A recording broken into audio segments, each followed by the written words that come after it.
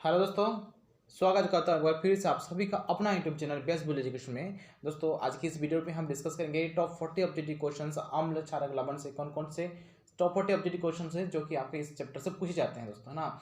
चाहे वो आपके प्रीवियस ईयर के एग्जाम में हो या फिर मॉडल सेट में तैयार किए गए प्रश्न हो, कौन कौन से टॉप 40 ऑब्जेक्टिव क्वेश्चन आपका पूछे गए हैं या फिर आने वाले एग्जाम में पूछा जा सकता है, इसके बारे में डिस्कस करेंगे।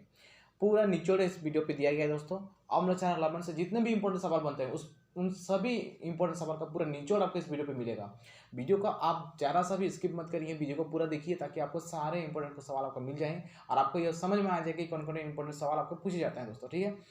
तो चलिए ज़्यादा समय ना लेते हैं, वीडियो को स्टार्ट करते हैं। देखते हैं दोस्तों पहला क्वेश्चन क्या आपको दिया है। देखिए, जैसे पहला क्वेश्चन आपको दिया है, पूछा है कि चिप्स के पैकेट विकृत गंधिता से बचाने के लिए कौन सी गैस डाली जाती है। चिप्स के पैकेट में कौन सी गैस डाली जाती है उसे विकृत गंधिता से बचाने के लिए।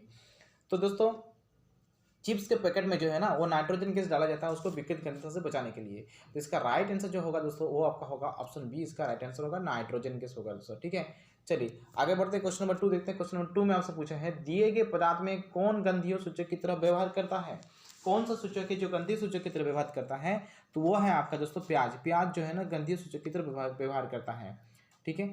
तो सूचक क्या होता है दोस्तों, सूचक वो पदार्थ है जो क्या करता है, हमें अम्ल या क्षारक के गुण को प्रदर्शित करता है, उसे हम सूचक कहते हैं, ठीक है।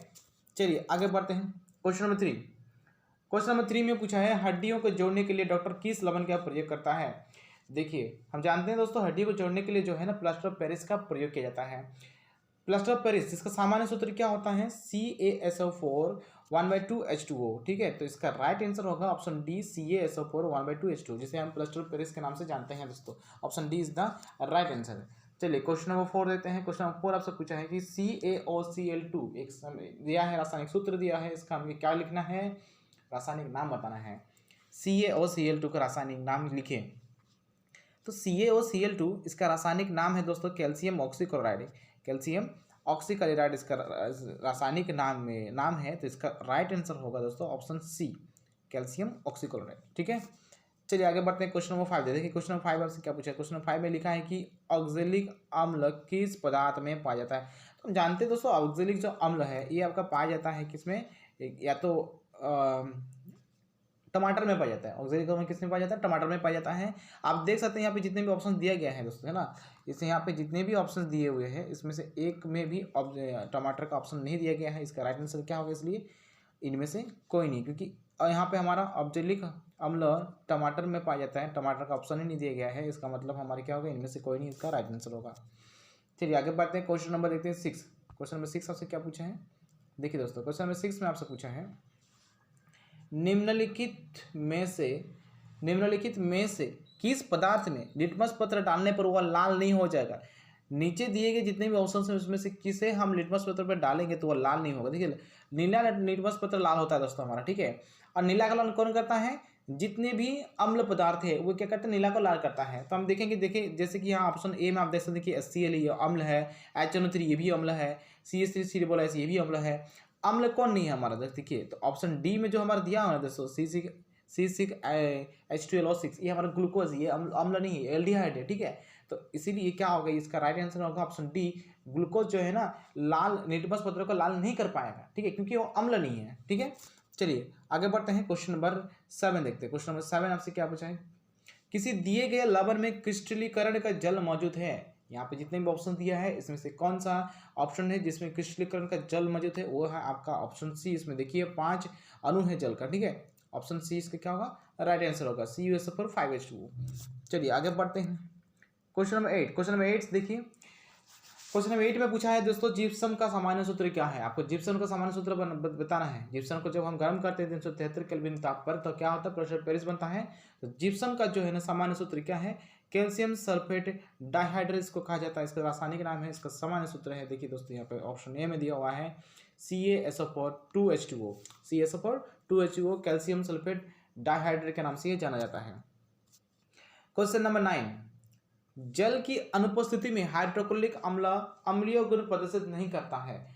जल की अनुपस्थिति में हाइड्रोक्लोरिक अम्ल अपना अम्लीय गुण नहीं दिखाता है, प्रदर्शित नहीं करता। क्यों नहीं करता है, रीजन ये है दोस्तों कि जल के अनुपस्थिति में जो है उसमें H+ आयन उपस्थित नहीं रहते हैं, ठीक है। जल की अनुपस्थिति में उसमें H+ आयन उपस्थित नहीं रहते हैं, ये इसलिए हाइड्रोक्लोरिक अम्ल जो है अपना अम्लीय गुण प्रदर्शित नहीं करता है। ठीक है, चलिए क्वेश्चन नंबर 10 देखते हैं। क्वेश्चन 10 पूछा आपसे, उदासीन अभिक्रिया कब होता है? उदासीन अभिक्रिया की परिभाषा क्या है? उदासीन अभिक्रिया वह रासायनिक अभिक्रिया या फिर वह अभिक्रिया अम्ल एवं क्षार के बीच होने वाली अभिक्रिया का दोस्तों उदासीन अभिक्रिया कहा जाता है, जिसमें क्या के निर्माण होता है? लवण तथा जल का निर्माण होता है। ठीक है, तो उदासीन अभिक्रिया कब होता है? जब अम्ल और क्षारक आपस में क्या करते हैं? रिएक्शन करते हैं। तो इसका राइट आंसर क्या होगा? Option C is the right answer दोस्तों। ठीक है, चलिए आगे बढ़ते हैं। क्वेश्चन नंबर 11 देखते हैं। क्वेश्चन नंबर 11 आपसे क्या पूछा है?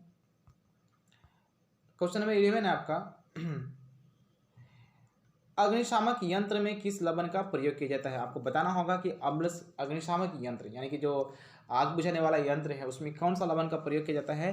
तो अग्निशामक यंत्र में जो है दोस्तों वो है सोडियम हाइड्रोजन कार्बोनेट यानी कि NaHCO3 का उपयोग किया जाता है। इसका राइट आंसर होगा ऑप्शन ए NaHCO3।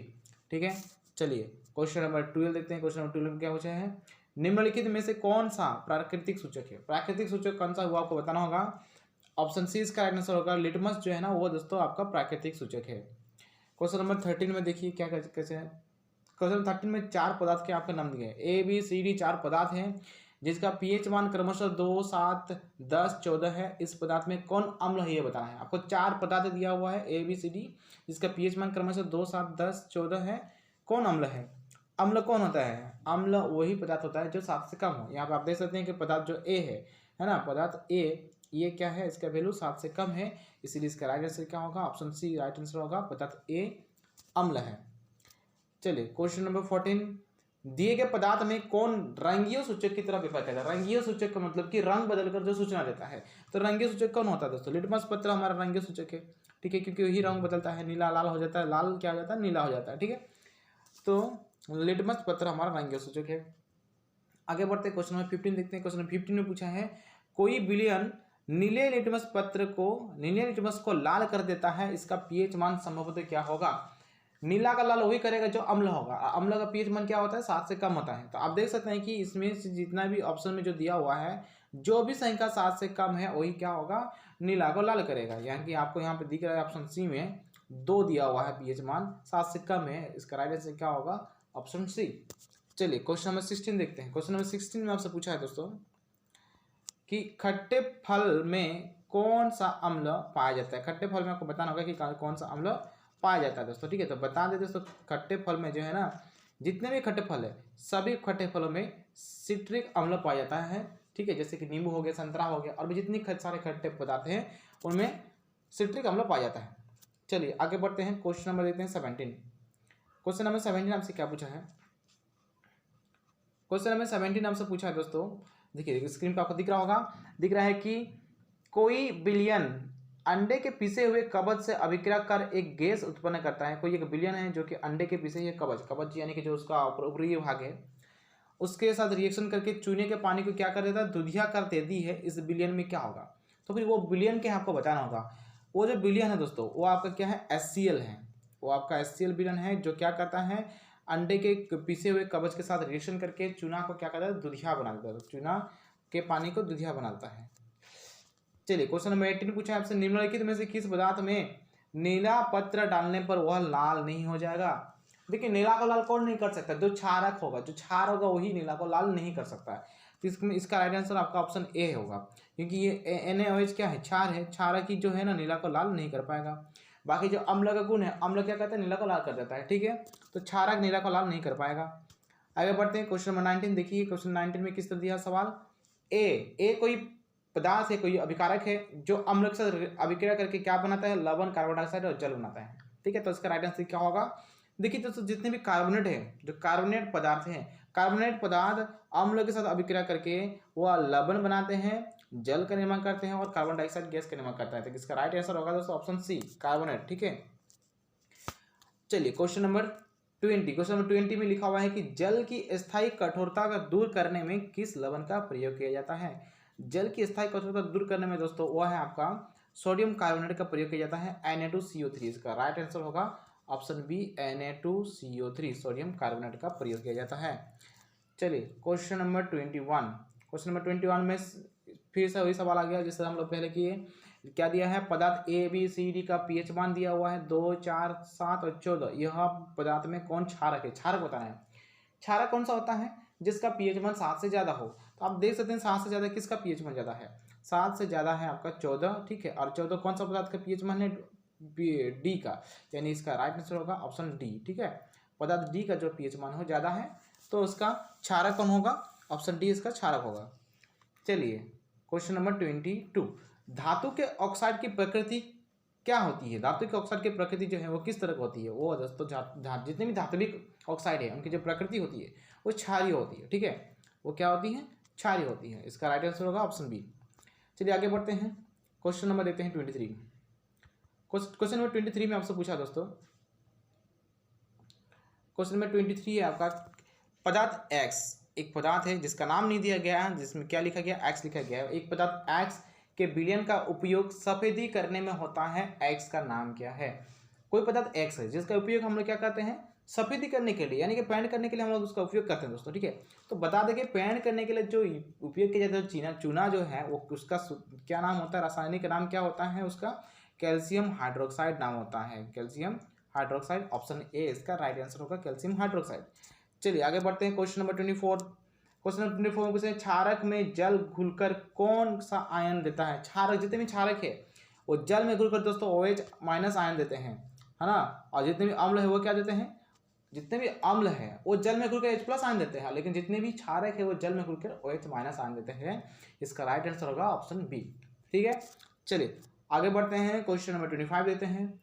अम्ल धातु के साथ अभिक्रिया करके कौन सी गैस निकालती है।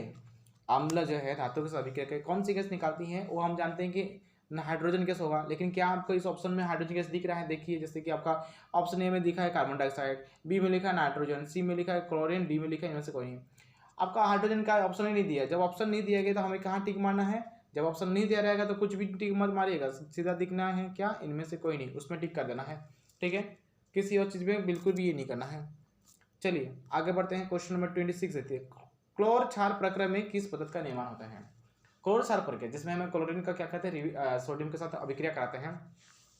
तो क्लोर क्षार प्रक्रिया में जो है दोस्तों क्या बोलते हैं, विरंजक चिन्ह बोलता है। लेकिन क्या है, हमारे यहाँ पे विरंजक चिन्ह का ऑप्शन दिया हुआ है, देखिए ऑप्शन ही नहीं दिया हुआ है विरंजक चिन्ह का। तो हमारा राइट आंसर क्या होगा, इनमें से कोई नहीं होगा, क्योंकि हमारा क्लोर क्षार प्रक्रिया में हमारा विरंजक चिन्ह का निर्माण होता है, जो कि आप देख सकते हैं कि यहाँ पे जितने सारे ऑप्शन दिया है उसमें से एक को भी ऑप्शन में विरंजक चिन्ह का जिक्र नहीं किया गया है। तो इसका राइट आंसर होगा इनमें से कोई नहीं। चलिए क्वेश्चन नंबर 27 देखते हैं। क्वेश्चन नंबर 27 में आपसे पूछा है कि अम्लीय वर्षा का पीएच मान होता है। तो बता दें दोस्तों, अम्लीय वर्षा का जो पीएच मान हो वो 5.0 से 5 के बीच में होता है, 5.0 से 5.0 के बीच में होता है, 5.0 से 5. तो इसका राइट आंसर होगा ऑप्शन सी, ठीक है, 5। इसका राइट आंसर क्या होगा, ऑप्शन सी। चलिए नेक्स्ट क्वेश्चन नंबर 28 देखते हैं। क्वेश्चन नंबर 28 आपसे पूछा है, किसी अभिक्रिया में गैस निकल रही है, कोई अभिक्रिया हो रहा है उसमें गैस निकल रही है, उसके पास जलती हुई तीली ले जाया जाता है ना। गैस फटफट की ध्वनि से जलती है, तो यह गैस कौन सी है। कोई अभिक्रिया हो रही है उसमें क्या हो रहा है, गैस निकल रही है, एक जलती हुई तीली को उसके सामने लेके जाया जाता है, तो क्या होता है, फटफट की आवाज़ आती है। आपको बताना होगा कि ये कौन सा गैस है। देखिए दोस्तों, कोई गैस जब निकलती है और अगर से उसके सामने हम जलती हुई तीली को ले जाते हैं या फिर आग को ले जाते हैं, तो वहाँ पे फटफट की जो ध्वनि आवाज़ आती है वो सिर्फ और सिर्फ क्या होता है, हाइड्रोजन गैस में होता है। हाइड्रोजन, इसका आंसर क्या होगा, हाइड्रोजन गैस होगा, ठीक है। चलिए क्वेश्चन नंबर 29 देखते हैं। क्वेश्चन नंबर 29 ऐसा क्या पूछा है, क्वेश्चन नंबर 29 है, एक पदार्थ जो जल में घुलनशील है, एक पदार्थ है जो जल में घुलनशील है, जल में घुल जाता है, ठीक है, स्वाद में कड़वा है, स्पर्श उस साबुन की तरह है, स्पर्श साबुन की तरह है, तथा प्राकृतिक संचारक है, प्राकृतिक संचारक है, वह पदार्थ क्या होगा। तो हम जानते हैं कि जितने भी कड़वे पदार्थ है वो क्या कहलाते हैं, वो क्षारक कहलाते हैं दोस्तों। इसका राइट आंसर क्या होगा, ऑप्शन बी, क्षारक कहलाते हैं, ठीक है। चलिए नेक्स्ट क्वेश्चन नंबर 30। क्वेश्चन 30 में आपसे पूछा है, सिरका में कौन सा अम्ल पाया जाता है। तो सिरका में दोस्तों है जो है वो आपका एसिटिक अम्ल पाया जाता है। इसका राइट आंसर क्या होगा, ऑप्शन ए, सिरका में एसिटिक अम्ल पाया जाता है।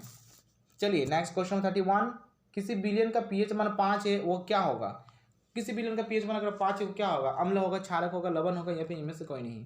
तो किसी विलयन का पीएच मान अगर 5 होता है यानी 7 से कम है 5, इसका मतलब ये हुआ कि वो क्या होगा, आपका अम्ल होगा। इसका right answer option A right answer होगा, अम्ल होगा। चलिए क्वेश्चन नंबर 32, साधारण नमक, क्वेश्चन नंबर 32 आपसे पूछा है, साधारण नमक का सूत्र है। साधारण नमक का सूत्र क्या होता है? साधारण नमक का जो सूत्र है वो आपका होता है दोस्तों NaCl, ठीक है, NaCl, इसका आंसर होगा NaCl, ऑप्शन बी। अम्ल और क्षारक के बीच की अभिक्रिया को क्या कहते हैं? डैश कहते हैं। अम्ल और क्षारक के बीच अभिक्रिया को डैश कहते हैं। अम्ल और क्षारक के बीच होने वाले अभिक्रिया को क्या कहते हैं? उसको कहते हैं उदासीन अभिक्रिया कहते हैं दोस्तों। क्या यहाँ पर उदासीन अभिक्रिया का ऑप्शन दिया गया है? हम देख रहे हैं कि उदासीन अभिक्रिया का ऑप्शन नहीं दिया गया है, इस हम क्या करेंगे, जहाँ पर ऑप्शन नहीं दिया जाएगा तो उसमें कहीं दूसरा को नहीं देना है, सिर्फ देना है किसको है? इनमें से कोई नहीं। ऑप्शन, इसका आंसर क्या होगा? इनमें से कोई नहीं, ठीक है। चलिए next question number 34। Question number 34 आपसे क्या पूछा है? जल में घुलनशील क्षारक क्या कहलाता है? तो जल में घुलनशील क्षारक जो है ना वो क्षार कहलाता है दोस्तों। क्या कहलाता है? वो क्षार कहलाता है। ऑप्शन बी इसका राइट आंसर होगा, क्षार कहलाता है, ठीक है। चलिए नेक्स्ट आगे बढ़ते हैं। क्वेश्चन नंबर 35 से क्या पूछा है? अम्लीय विलयन का pH मान क्या होता है? अम्लीय विलयन, जितना भी अम्ल पदार्थ है वो क्या होता है? उनका pH मान वो 7 से कम होते हैं दोस्तों, है ना। इसका राइट आंसर होगा ऑप्शन ए, 7 से कम। चलिए नेक्स्ट, चलिए क्वेश्चन नंबर 36 देते हैं। क्वेश्चन नंबर 36 में आपसे पूछा है दोस्तों, संतरा में कौन सा अम्ल पाया जाता है? आपको बताना है कि संतरा में कौन सा अम्ल पाया जाता है। संतरा एक खट्टा पदार्थ है दोस्तों। संतरा क्या है? खट्टा फल है। तो हम इससे पहले सवाल में पढ़े हैं जितने भी खट्टे फल होंगे उसमें क्या पाया जाता है? सिट्रिक अम्ल पाया जाता है। तो इसका राइट आंसर होगा दोस्तों ऑप्शन ए, सिट्रिक अम्ल, ठीक है।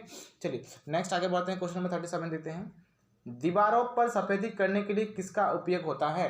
तो दीवारों पर सफेदी करने के लिए कैल्शियम हाइड्रोक्साइड का उपयोग होता है, जिसका सामान्य सूत्र क्या होता है? CaOH2। तो इसका राइट आंसर होगा ऑप्शन बी, CaOH2, ठीक है। चलिए नेक्स्ट क्वेश्चन नंबर 38। क्वेश्चन 38 में आपको एक सूत्र दिया हुआ है जिसका सामान्य नाम बताना है आपको। क्या लिखा है? Na2CO3 10H2। ये आपका धोने वाला सोडा है जिसका नाम क्या होता है? सोडियम कार्बोनेट डेकाहाइड्रेट कहा जाता है। इसका रासायनिक नाम क्या है दोस्तों? सामान्य नाम क्या है इसका? Sodium carbonate decahydrate, option D इसका राइट आंसर होगा। चलिए क्वेश्चन नंबर 39। क्वेश्चन नंबर 39 आपसे पूछा है, जिप्सम को जब 373 केल्विन ताप पर गर्म किया जाता है तब क्या होता है? जब हम जिप्सम को 373 केल्विन ताप पर गर्म करते हैं तो क्या बनता है? तब दोस्तों हमारा बनता क्या है? प्लास्टर ऑफ पेरिस बनता है, ठीक है। जब जिप्सम को हम 373 केल्विन ताप पर गर्म करेंगे ना तब हमारा प्लास्टर ऑफ पेरिस बनता है। इसका राइट आंसर होगा option C, plaster of Paris. अब आते हैं क्वेश्चन नंबर 40, लास्ट क्वेश्चन, ये हमारा ऑब्जेक्टिव का लास्ट क्वेश्चन। देखते हैं क्या दिया है हमें। उदासीन विलयन का pH मान होता है। उदासीन विलयन का pH मान क्या होता है? क्या 0 होता है? 0 से कम होता है, 7 होता है, 7 से कम होता है, ठीक है। तो उदासीन विलयन, जितने भी उदासीन विलयन होते हैं उसका pH मान क्या है? 7 होता है, ठीक है। अगर आपसे पूछे जल का pH मान क्या है? जल एक उदासीन है तो जल का pH मान हमारा 7 होता है, ठीक है। तो ये था हमारा टॉप 40 ऑब्जेक्टिव क्वेश्चंस अम्ल क्षारक लवण से, जो कि आपके पूरा निचोड़ वीडियो है ये, जो कि आपके पहले का एग्जाम में पूछा गया है, चाहे वो 2022 का एग्जाम हो या फिर मॉडल सेट में जो तैयार किए गए प्रश्न हो, ठीक है, या फिर 2019 या 20 के आपके मॉक टेस्ट के एग्जाम हो, सभी का ये निचोड़ वीडियो था। इस आशा करता हूँ कि इस वीडियो से आपको ये हेल्पफुल मिली होगी कि आपका अम्ल क्षारक लवण से कौन कौन से आपके इंपॉर्टेंट क्वेश्चन आपको पूछे जा सकते हैं दोस्तों, ठीक है। तो आशा करता हूँ वीडियो आपको अच्छी लगी होगी। अगर आपको वीडियो अच्छी लगी दोस्तों वीडियो को प्यार दें और हमारे चैनल को सब्सक्राइब करें और हमें कमेंट करके जरूर बताएं कि आपके लिए हेल्पफुल है या नहीं है, ताकि हमें मोटिवेट मिले और हम और भी अच्छी वीडियो आपके लिए लाते रहें, ठीक है। तब तक के लिए धन्यवाद दोस्तों।